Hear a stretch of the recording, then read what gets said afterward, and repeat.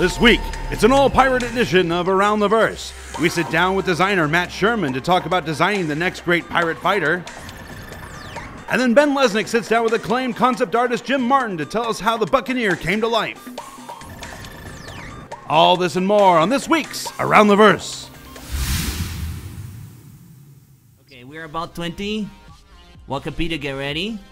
Guys, you're gonna start self-destruction in 5 seconds. I'm gonna start countdown. 5, 4, 3, 2, 1, 0. Countdown.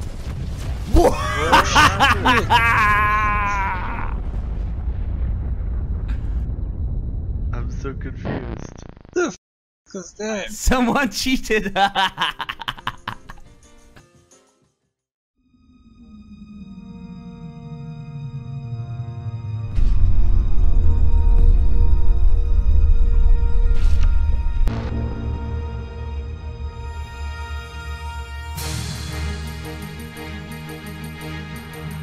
This is the same group that put together the Voltron videos a couple of weeks back. 42, the ultimate question of the life, the universe, and everything. That is correct. Welcome to this week's episode of Around the Verse, a weekly look at Star Citizen's development. I'm Sandy Gardner, VP of Marketing at Cloud Imperium Games. And I'm Zane Bien, UI Creative Director here at Foundry 42. We're filming ATV from Manchester this week, as you may know, as Zane is now resident in Manchester. How's it going here? It's going great. I'm really loving it out here. I'm really especially liking the long days now. Daylight till 10 p.m. Almost, but yeah. It's great. Daylight till 10 p.m., Yeah. but it's not quite as warm as Zane is making it out to be, at least not for me, wearing this nice Foundry 42 hoodie that I got given. Can you give us a little hint as to what you've been working on recently? Certainly. We've been working a lot on 2.4 because it has a lot of UI requirements. Everything from shopping to port modification, and there's just a lot of small features here and there that we've got to support. But aside from that, we've also been working on a lot of concepts for the overhaul that we're doing for the holotable, as well as the mobiGlass, and just writing some tech to handle what we plan for 3D interfaces. And it's looking really cool. All out of my technical knowledge. Do you say you're doing the Astro Cryo something? Cryastro. Cryastro, yes. Zane is working on a lot. And speaking of 2.4, 2.4 is on the way. We are currently testing it on the PTU with quite a few of our testers, and they are doing a great job for us. So we thank you very much for that. And we will be going to the live servers very soon, and we'll keep you updated on it. We know 2.4 has taken a little extra time, but of course there's a really good reason for that. When we're putting in a lot of these under the hood changes, like persistence and so forth, there's a lot of unforeseen bugs that come up, and we have to really tackle them and resolve them in order to make it feasible for a live release. In addition to the beginnings of Persistence, 2.4 includes a host of updates and changes ranging from the openings of shopping on ArpCourt to the additional first large flyable multi-cruise ship, the Starfarer. The buck starts here, and thank you to Jared or Ben for writing that for me. Our latest concept sale kicks off tomorrow, so be sure to check out the com link for all the details on Drake's latest fighter. And stay tuned later in this episode to hear more about some of the people behind the ship. We asked backers to retweet a Spectrum message intercepted by the Drake Herald on Twitter to get a first look at the Buccaneer. We're happy to announce that 2,000 backers were able to share the message and unlock the first image. In case you missed it, here it is.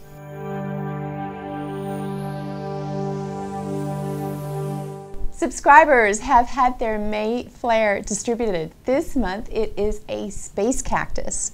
The space cactus will be available in your hangar alongside 2.4, and be sure to wear gloves. Jump Point is live as well, and subscribers should check out their areas for the latest issue of the magazine. This time around, we have exclusive fiction about the Tavaran War from our very own Adam Weiser, and we feature something on the Misk Prospector and more. Some of the team has already moved ahead on Star Citizen 2.5, which will be our next patch. 2.5 will have plenty of additions, but it won't be as much of a change as 2.4, so hopefully it won't require as much testing or as much of a wait. And we'll provide more details as the time gets closer. With that, let's check in with our studios from around the world and let's see what's happening in news from around the verse.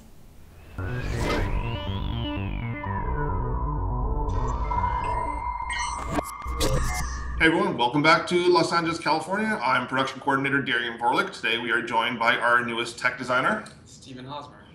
So on this week's update, we've got on the tech design team, we've got the guys looking at the Item System 2.0 and seeing how that works kind of with the rest of the ships on how the design functions, the power plants, generators, coolants, cooling systems, things like that. So Kirk Tommy, our lead designer, he's kind of spearheading that, with Calix and Renault and Matt Sherman looking at the Drake Caterpillar. I'm trying to think what else is there. The Reliant, the Herald. We've got a lot of ships over in LA. On the tech content side, Matt Inchiuri kind of took over one of our tools called our asset validation tool. And what this does is a program that was originally being handled by Austin, but since it's now in our plate, when our artists and developers want to submit and check in a brand new ship or any kind of ship, it cross-checks whether those assets are being entered correctly, whether it matches up with the material properly, and if it does not, or if it finds some kind of error, it will not let us check in that particular part of the ship. So it's just kind of the checks and balance on trying to minimize how many bugs go into the game. On top of that, so like I mentioned, we've got our brand new tech designer who actually just started today. Yeah. So any idea what you're going to be working on the tech design team? I'm going to be working on ship design and implementation and balance. There you go. So as always, we're always looking for new and exciting talent, and we've got some more talent coming in, and this is our latest addition to the team. So hopefully that means we'll get content to you guys out faster. Keep our fingers crossed. So that's all we got from Los Angeles. Once again, I'm Darian Vorlick. And I'm Stephen Hosmer. There you go. Thanks, guys. Hey guys, Jake Ross here, producer of the Austin studio, sporting a new look for you. If you admire that, there you go.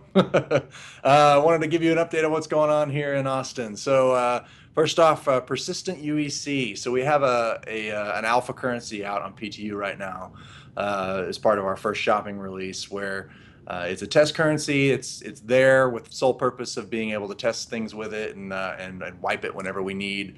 But we want to be able to get actual persistent UEC in the works here as soon as possible, just so we can get closer to what we're actually going to be releasing in the full game. So we're kind of there are things to consider there that are we don't want to mess with people's inventory or their actual real world hard-earned dollars and stuff. So we want to make sure that we have everything in order on the back end side of things before we even attempt to put out some form of persistent UEC. So we're working on a plan to schedule in the work to actually get persistent UEC in place, so that way we can get it out to you guys with as little hiccups as possible. So that's in the works.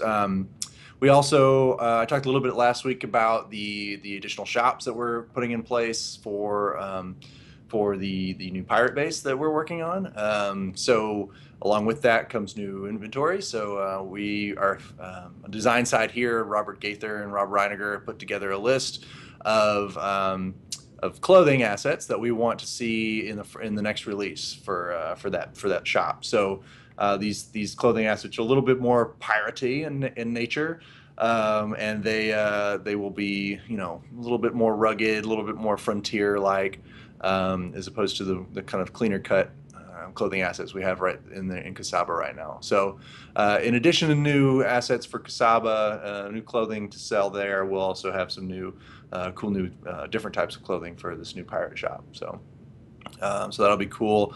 The Freelancer ladder has been put in game. So it was done a little while back, but I think I forgot to mention on the show. We actually got our ship animation team here, Daniel Craig, to put in the Freelancer ladder for you guys. I know that's something that you guys, I know a lot of you have wanted to be able to access that side ladder. So if you haven't noticed, it's there. You can climb it now. If you own a Freelancer, go check it out. Special thanks to Daniel Craig for getting that in. Last thing I'll mention is a full-blown lighting pass will be done. We're prepping for that. It's going to be done across the board. ArcCorp, Crusader, Port Olisar, and the shops. Everything's going to get a lighting pass on it. We've got some new kind of techniques that we want to include. So we want to bring your lighting up to the standard that the rest of the game has. Not that the lighting right now is bad, but it's just we got some new things that we want to add to it and make sure that it's the best it can possibly be. So yeah, that's all I got for you this week, guys. Thanks, and I'll see you around. Hi everyone, this is Mickey over in the UK. I've got Andy Nicholson here with me today, who is the ship balance designer, and he's going to be telling us what his role here is at Foundry 42. Okay, hi everyone. So I used to be the QA manager here at SIG for a while, so ship balance is quite a new role to me especially, but something born out of necessity. So what I do is look over the ships in game at the moment, and basically tweak with a goal in mind of making everything feel balanced and fun. So that's addressing old ships that are in now and new ships that are coming through. Oh, cool. So I believe that you have been in charge of the control system that's recently changed. So I'd like to ask you a little bit more about that. Yeah, as well as breaking the ships, I've been breaking the controls. That's a two-front attack. Yeah, so in 2.4 we wanted to address what we kind of thought was a big problem with the control schemes for Star Citizen. The control mappings were quite hard to grasp across different aspects. I mean, Star Citizen's a game now that we have the on-foot sections in the FPS elements and flight, we wanted to take a stab at making everything feel more cohesive and unified. So the idea was to approach it from making it easy to switch between those three modes. So we took EVA, FPS, and tried to run with it as much as we could with the flight controls. So mapping wise, we experimented with jump also being strafe up, crouch being strafe down, and the strafes left and right also translating into the ship controls. Which was, I think mostly successful. I'm happy with the changes we've made. We got some good feedback from the elite backers, the avocados. So we made a few changes on that in the last week, and hopefully by the time you hear this, you'll be playing it and giving feedback as well. And we'll take that on board as much as we can. The old control mappings are still in game, so if you want to use them, go ahead. I wouldn't recommend it. I think that's everything we've got time for this week, so we'll see you in the verse. Bye! Hey everyone, Brian from Frankfurt. This week I thought I would show you around the office space since we're filling up. I keep telling you we're hiring new people, and then I'll also show you some new stuff we have going on. So this week I'm also on my camera, so audio and video may be a little bit different. There's Jason. Thank you, Jason. You're welcome. So when we first moved in here, we were occupying just pretty much one corner, which was basically this space. Now, as you see, we pretty much have most of the desk filled to some capacity. I think overall, there's Rukuchi, say hi. I think overall we have 49 desks here, and we have 45 current employees. Here's the tech guys. I gotta walk fast. I don't like being on camera. This is Ines. Say hi, Ines. Hi. Here is our kitchen/lounge. We try to keep it as clean as we can. And then what I want to show you, although it may get a little noisy, is some new stuff that we have going on right now. Since we're just about at capacity and we're almost out of desks, we have agreed with the building management to give us some additional space. So we are just now starting construction on a brand new space, which is cool. Of course, they're drilling now. Right there you're looking at is where they'll cut a hole. They'll cut a hole there, make a door, and that will lead into our current space. Small offices, small rooms. It's gonna be really loud now.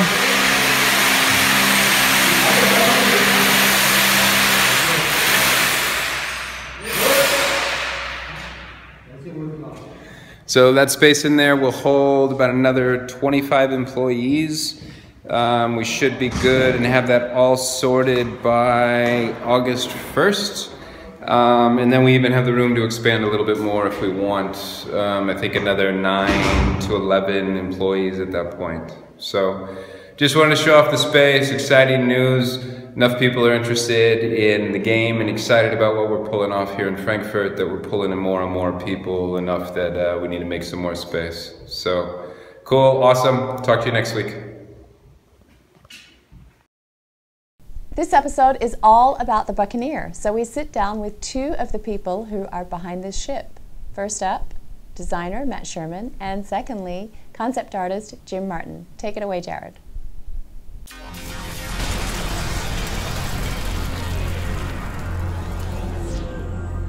Thanks, guys, and welcome to this all Buccaneer edition of Around the Verse. I'm your community manager, Jared Huckabee, and with me today is technical designer Matt Sherman. Hi, everybody. How you doing, man? Doing good. Now, you're the designer in charge of the Buccaneer. Yes. Okay.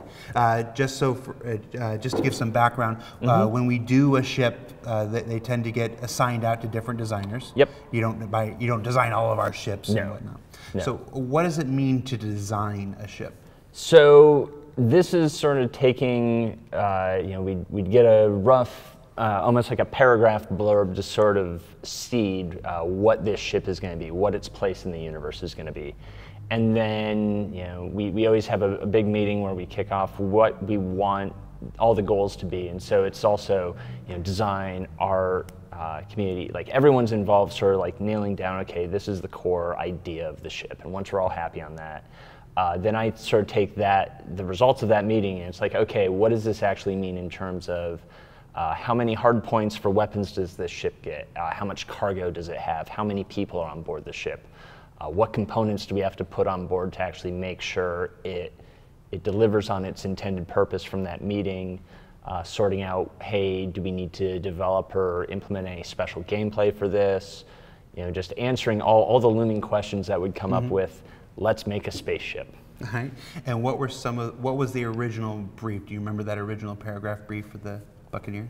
In general, it was to give the Drake manufacturer a complementary fighter craft that would pair well with the entire rest of the Drake family. That's been a big thing. The LA office out here, we've been working really hard on defining like the look, the style, and the feel of Drake ships. We're currently working on the Caterpillar, and so we really wanted to make sure that the Buccaneer was a fleshed out member of the Drake family, and not something almost built in its own little vacuum of, oh, it's going to do this, but it wouldn't have made sense with the rest of Drake. So everything the Buccaneer does goes with Drake ships operating together in concert. All right, let's talk a little bit about that then. The Drake ships operating in concert, the Caterpillar. Yes. How would you describe the role of the Caterpillar in the Drake family? Caterpillar is the home base ship.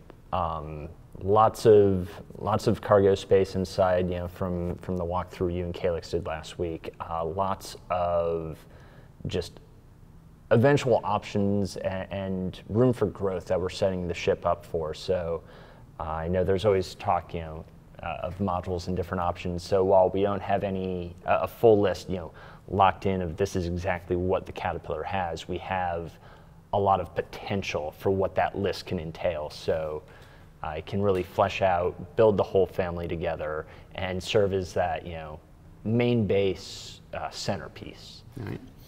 The Cutlass. The Cutlass is kind of that mixed skirmisher hauler. So it's always had more of a unique history in the game, and I mean it's definitely not exactly where we want it to be, or even where I think a lot of people envisioned it being initially. But now, as the Drake line grows out, we're going to be able to make sure that the Cutlass has its solid place in the world. So unlike another ship that would hold about as much cargo, so I want to say like the Reliant and the Cutlass can hold roughly about the same amount of cargo when you max them out. The Cutlass is going to have a lot more guns. It's going to have a lot more firepower that's constantly bringing to bear. It's going to have, you know, the dedicated turret gunner on that versus just the remote pilot seat on the Reliant. And even though they're a bit different in size and scope, it's still how we're making sure that, you know, even after any reworking, the Cutlass is going to have that weird fighter fused with a hauler description that was in the original blurb way back in 2012. So we're definitely going to recapture that, and, you know, fun with work ahead. Right. The Herald. The Herald is it's almost like the drag racer out of them all, because info running, it's going to be about, you know, gathering that intel, getting that intel from point A to point B, although making sure that gathering is more the meat and potatoes of the activity, where it's not just like, oh, here's your item, go do a fetch quest. It's like, oh no, getting that item in the first place is going to be a little bit more involved.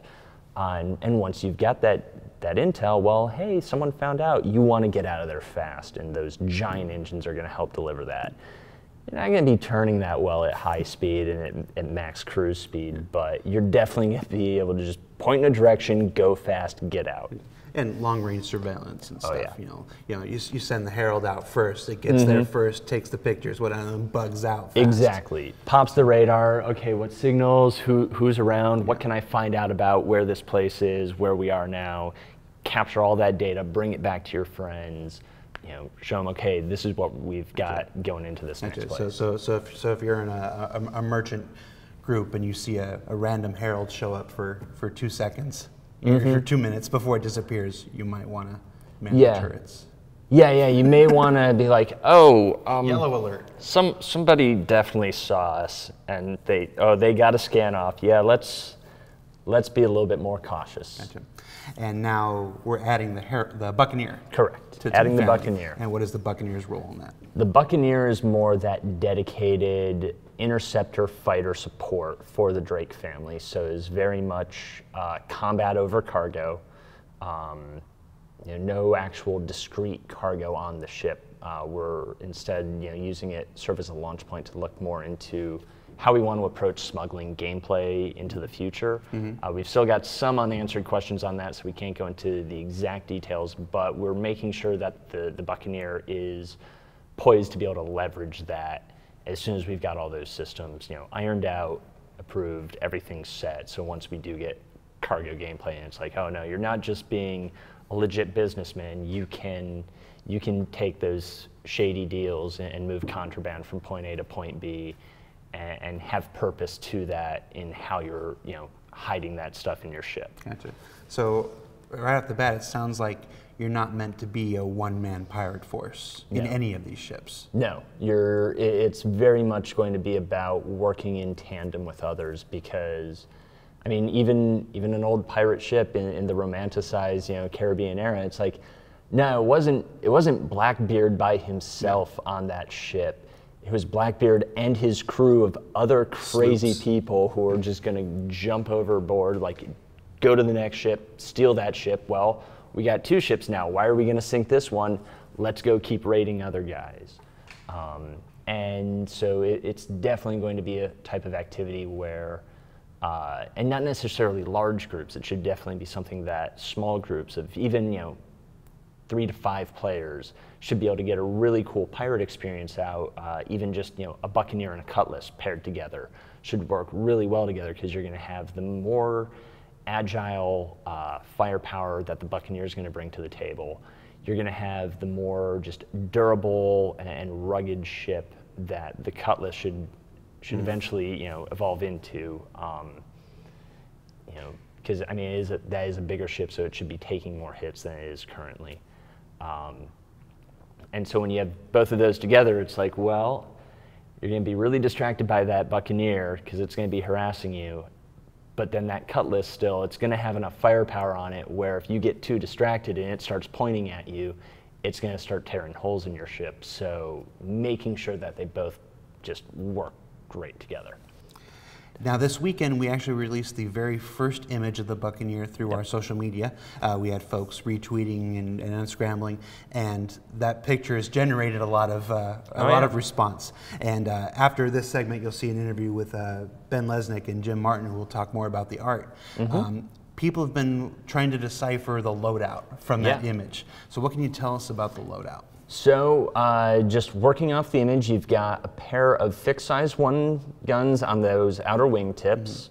Then inset, a little bit more into those wings, are actually size 3 hard points that are going to come stock with a gimbaled size 2 weapon on it. Underneath the main body of the ship, there's actually, in the concept, it's a twin link size 2 gun, so that'd actually be a size 4 mount underneath the ship.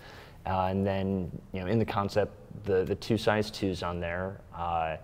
But even that underbody mount is going to have a handful of options because it just being a size 4, it's like, well, okay, let me put a Revenant on here instead, or let me put one big gun on. So we want to make sure those are going to have some really good options to it. So if I understand correctly, you can actually, if you wanted to go with an all fixed loadout for whatever reason, you'd have a size 4 fixed, 2 size 3 fixed, and then 2 size 1s? Correct. That's a heck of a lot of firepower. Yeah. Now with the gimbals though, you have 2 gimbaled size 2s on the wings. Yeah, those are the underbody wings, or the underbody guns on the wings. So you see them sort of sticking out, a little bit in closer over to the engine side. But those are size 3 hard points with size 2 guns mounted on them. And what kind of firing arc are we thinking with those? For those, it's going to be more of like a frontal firing arc, so like 30 to 60 degrees, comparable to what we have on other wing-mounted guns for the fighters. The more interesting one's actually going to be that underbelly gun, where it's not going to be the most 100% of the time utilitarian thing, but something that we actually have on a few of our other ships, not many people really encounter it, is some of the canard turrets. They can go turn around, and so if you use the look behind key, now you're doing your rear view camera and you start firing, well, your canard mount weapons will start firing directly behind you. And so that big size 4 mount has that capability, and so say you've got a bigger guy chasing you that, oh, he's just a wide target, I don't need the reticle to really get hits on him. You can put a little bit of pressure beyond just, not just launch countermeasures, no, launch bullets that way, and fire backwards. And does it just go around, or does it actually go down at all? It would be a rotation. Well, so the plan is the big size 4 is going to have a 360-degree rotational arc.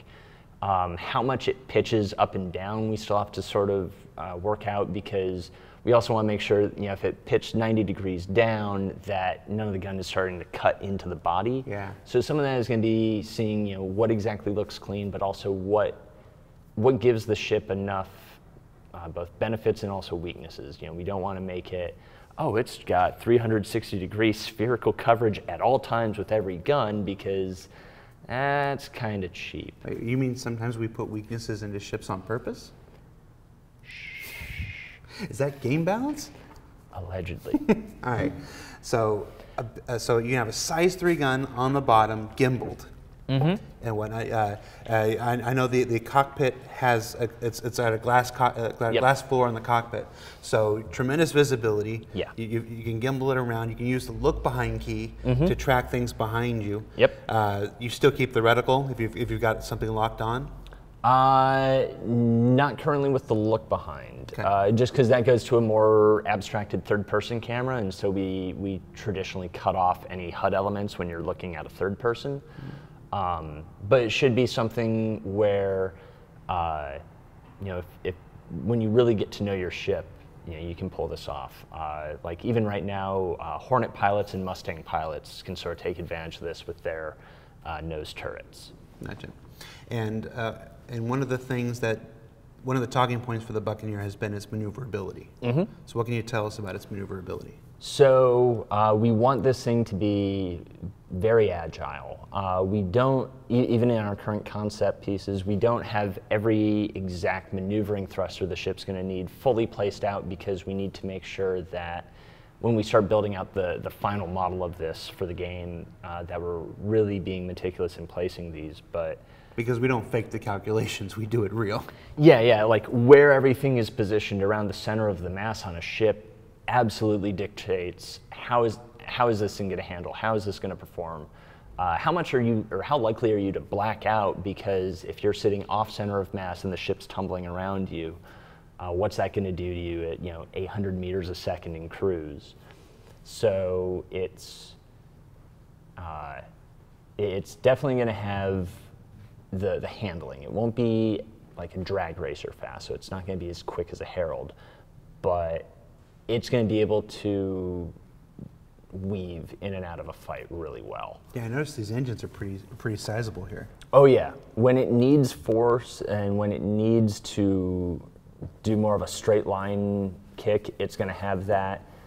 It should handle really well on like pitch-based maneuvering. So pitch, roll are going to probably be its two strongest movement axes. Ya'll still be pretty capable, but it won't be as spinning as other things or other setups on it could offer. Mm-hmm. But just making sure that any of the translational directions it's potent in. So even its strafe. So when if you want to just basically try and sidestep someone with your ship, you should absolutely have that kind of maneuverability and response to it. Mm-hmm. Now, Drake doesn't build everything just for pirates. We've already seen the Advocacy used as heralds for their own reconnaissance and message delivery. The police, the Cutlass Blue version, for police forces. For someone who's not interested in being a pirate, why should they consider the Buccaneer?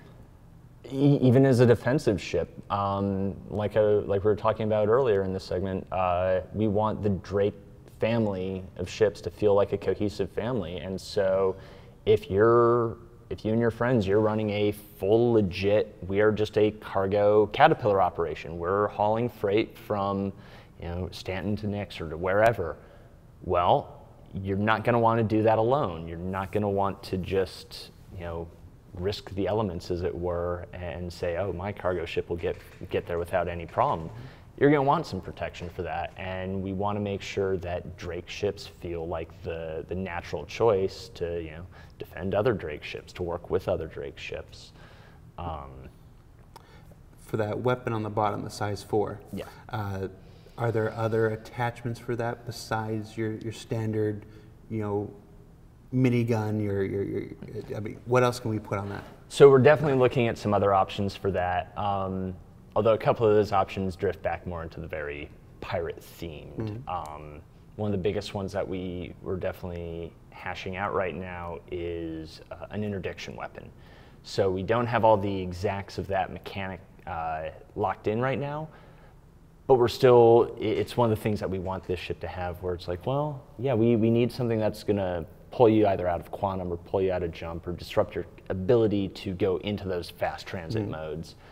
And so we're looking at the Buccaneer being the Drake ship that carries that load into battle. So then even in a situation where you have a couple, say you have 2 Buccaneers and a Cutlass and they're jumping a target, those Buccaneers would basically be the ones trying to suppress the target, keep them from getting into quantum, try and keep their shields down, where the Cutlass and that crew, they'll probably be the ones trying to be like, all right, cool, they've got them pinned, you 2 guys get out the airlock, get over to that ship, take it over, let's start getting whatever cargo or whatever valuables we can from them into our ship, and then just get out.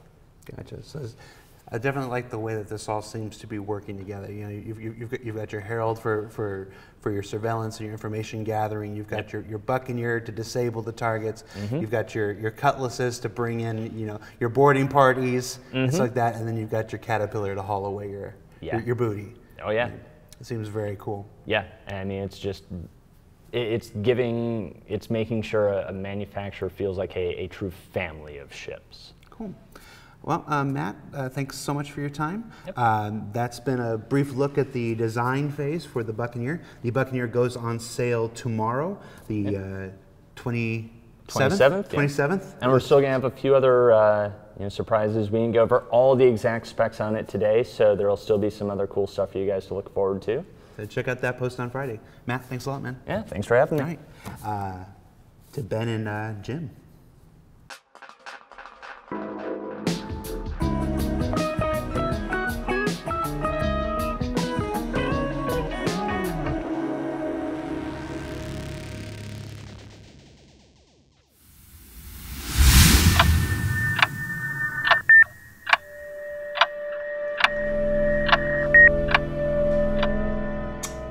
So this is the inaugural 10 for the Chairman segment that we're going to do in the Los Angeles show.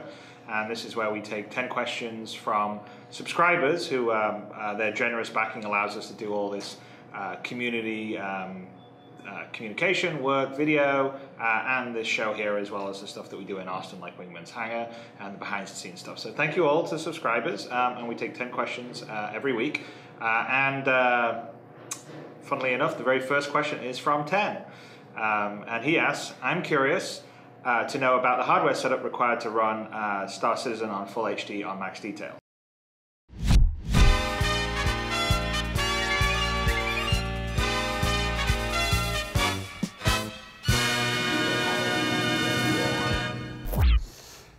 Hey everybody, welcome to Ship Shape. We have a very special edition for you. I'm sitting down with Jim Martin, the man behind the Buccaneer concepts that you're going to be seeing this week. Hi Jim, welcome to Around the Verse. Ben, thanks for having me. We really appreciate you coming out. You have been with Star Citizen since the very, very start. You did the Vandal Scythe for the initial pitch demo. I did. The Drake Cullis, you're our Drake man, essentially. I am Jimmy Drake Martin. So we are here today to talk about our newest Drake ship, the Buccaneer. This is our chance to kind of have our Drake and eat it too. We did the Cutlass at the very, very start of the campaign, and people, it went back and forth, and it ended up having larger cargo and less maneuverability than some pirates wanted. So we've gone back and we've said, okay, we're going to do a ship in the same sort of price class, similar role, but focus on maneuverability and weaponry. And of course, we brought you in because you're the be-all, end-all in Drake Designs. Okay, yeah. You guys reached out to me and said, hey, do you want to do a small maneuverable fighter for the Drake interplanetary? And I said, of course I do. That would be great. We kind of went over what are the key components to Drake design, which is utility, which is definitely an industrial kind of very practical feel. Yeah, it's got that very lived-in feel, especially like a Caterpillar. Yeah. It's not elegant, it's more functional. It's a working man ship. Yeah, sturdy, reliable. So let's talk about the process of how you concept a ship. What do you get from us? I know we all sit around and we come up with specifications and we dream up crazy things. And what do we send to you to get this process started? The first thing that you guys send are kind of the specs of what your expectations for the ship, and then also because we've done other Drakes, we kind of have a design language that we've been that's kind of been growing. Each time you do a ship, you kind of add on to what the design thought is for the greater Drake design, and so I got a packet of kind of highlighting things that we like about the earlier Drake ships, and like things to keep in mind. And then we talked about what we like that is real world technology that has that same utility feel, you know, whether it be you know, an A-10 Warthog or a Russian helicopter, you know, things that we feel, you know, might have a relation to the Drake aesthetic. I can definitely see some Russian helicopter in this one with a cockpit. Yeah, yeah. And then, so in my process, I would take all of that. I would start with a reference of earlier ships and kind of design reference, maybe helicopter, things that we feel look utility and you know, fitting within that aesthetic, and then go to a sketch pass. What does a sketch pass mean exactly? I know some people start in 3D, some people do 2D first. What's your process for that initial look? I kind of feel like if you start in 3D too early, then you, or maybe just me, I fumble and waste a little bit of energy, kind of being too spread out. So for me, the sketch pass and then a tighter drawing pass is my way of setting myself up to be more efficient in the 3D part of the design. So I'll just do a random sheet of loose ideas, you know, maybe 10, maybe 12, sketched out. Try this, maybe big, small, long, 4 engines, you know, just working out volumes and seeing what, you know, what hits. And then I like to pick maybe my best 3 and say, okay, I like this one, and this one, and let me take those to more of a finish. And then I'm also fine with if, you know, here at the office, if Chris and, you know, or Mark Skelton and the art directors want to take a look at that early pass and say, you know, we like this and this one, then that helps me too. Yeah, we use a tool called Shotgun here where artists from outside will upload their what they're working on, and they get immediate feedback from Chris. He loves making his morning shotgun pass, I think. You did the Bisque Freelancer early on, didn't you? I did. Yeah, because I was thinking back to the sketches of that we got, and I remember seeing the very first sketches and realizing that you were also the Jim Martin who worked on Deep Space Nine, because it was just it was the same style as the early sketches of the Defiant. I thought, this is so cool. How did I get here? So what's next? Do a tight drawing, you know, do a tight 2D view of, and set yourself up to kind of have the foundation for a 3D model. And if I do 3 drawings, then I like to have, you know, the art direction minds and Chris take a look and say, you know, maybe pick elements of those that they favor. And taking that, you go into 3D, and you're going to kind of make this jump, because there are so many things that are more apparent when you start tumbling your model than when you were designing off of a one view, 2-dimensional drawing. So things that might have worked in the sketch or the drawing may not work in 3D, or a version of that might not work, and then you have to start thinking of it as a 3D model and what's going to work from all angles. So you just start moving it, looking at it, tumbling it, adding volume, and you flesh out kind of a base scratch model or study model, and that's kind of a core starting point. Now, when you have a sheet from us with kind of the early specifications we've imagined, you know, engines and thrusters and guns, how much of that do you think about at this point? Are you saying, oh, it has to have 5 guns right now, or does that come later?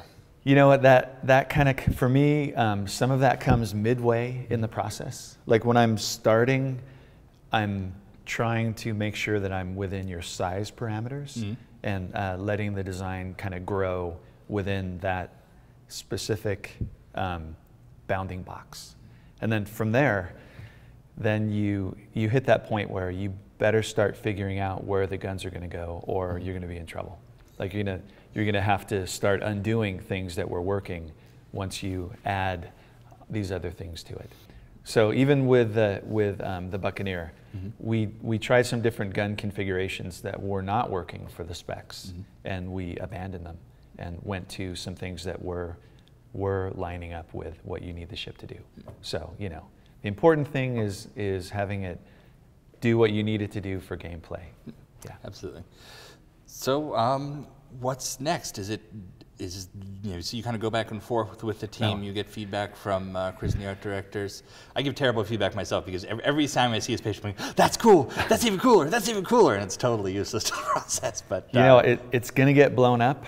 You know, halfway through, you know, things that were near and dear to you about the design are gonna fall. Like they're going to go, you know what, the cockpit, it's looking too bulky. You know, and you just need to roll with the notes and keep finessing the design based on what the feedback is. I know that for the Buccaneer, it went about halfway with really kind of big engines that eventually we had to slim down because it just was keeping it from having that sleek feel that we needed it to. Yeah, it had that very like military gunship feel to it, but it didn't quite say as cheap and industrial as the rest of Drake's lineup. Yeah, it was more like you know, yes, it was keying off of like helicopter gunship design, but it was a little too much. So we did a design redirection and got it to feel better. Yeah. So then you'll take the model and then you get your notes based on maybe an initial design pass where you send in some renders with some paint over, saying like, this is kind of where it's headed. And then you get the notes back and then you address in the 3D model and then, you know, send in a corrected pass with a new direction. Yeah. So we go back and forth a couple times and then we have what we think is the ideal, this is what we want it to look like. What's your part of the process after that? Then you need to go to finish and try to get the model to a really good place where you have the detail in it that you want and the light on the model is doing everything you want it to do. You go for some nice paint overs to try to imagine what it would look like in the final version in the game, and then you need to have it landed. And the landing gear is always that last tricky thing at the end, you know, because you really do need to have that resolved well. You know, how do the landing gear tuck away?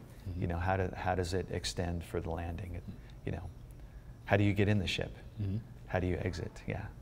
Yeah, these are all you know, when we first started building ships very, very early on, we didn't necessarily think about all this stuff, and we thought, oh, you can't actually fit in the cockpit here, or or you can't get to the seat, you know? Yep, so it's been a learning process for our team. You know, now I think we have it down by the numbers for what we send out, but it's been really interesting learning how you actually build 3D spaceships that work in a game. So you've done all sorts of incredible movie work. There's going to be a separate interview where you talk about your history and other stuff you've done for Star Citizen.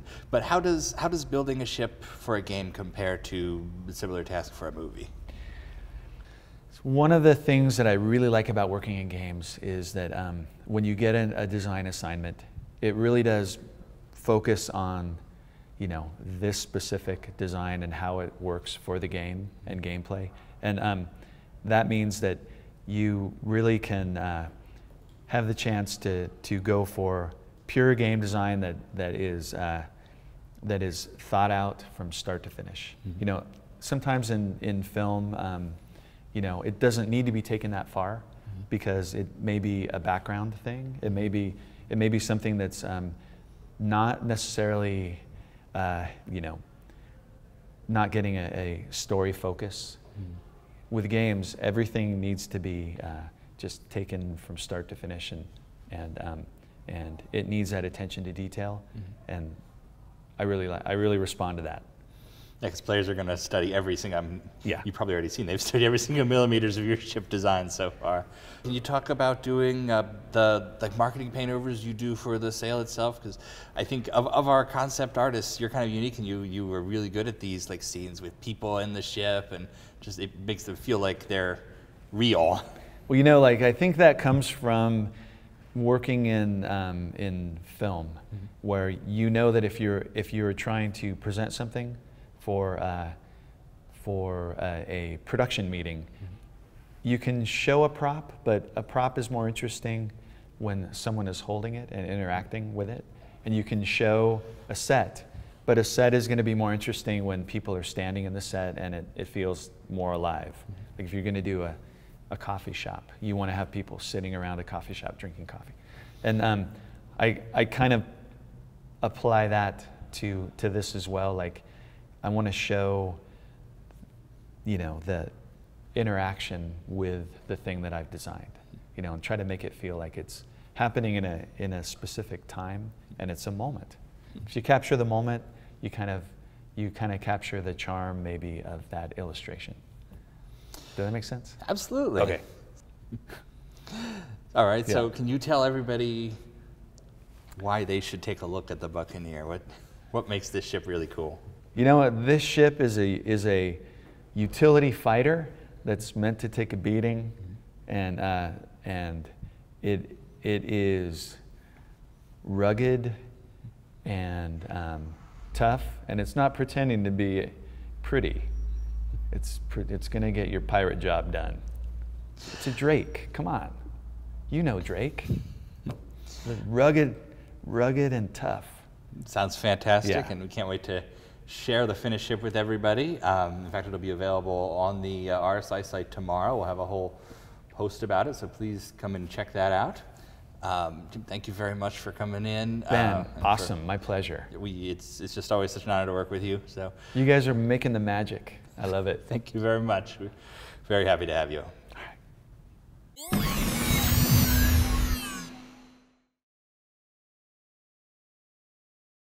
Hey there, Tyler Witkin, Community Manager in the Austin, Texas studio, here to bring you this week's MVP.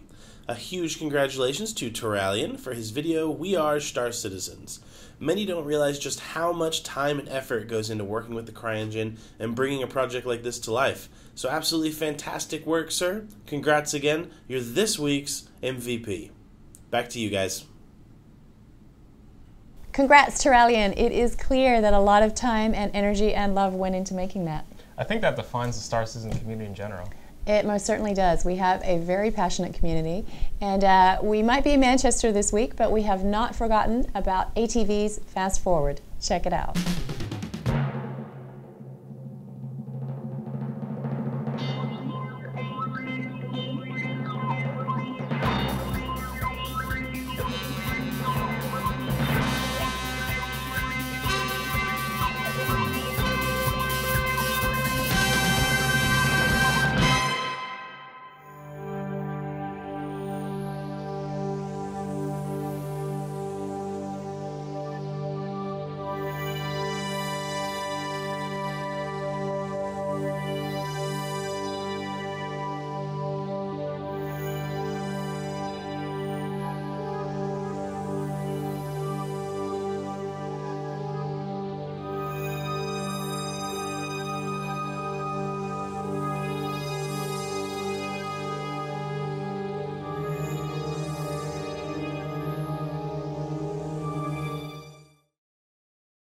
Be sure to tune in to Reverse the Verse tomorrow at 11 a.m. Pacific on Twitch. And do you like Around the Verse and want to show us? Hit like and subscribe below. It helps. I love it. It does help. With that, thank you as always to all of our subscribers for making this show possible. We will see you around the verse.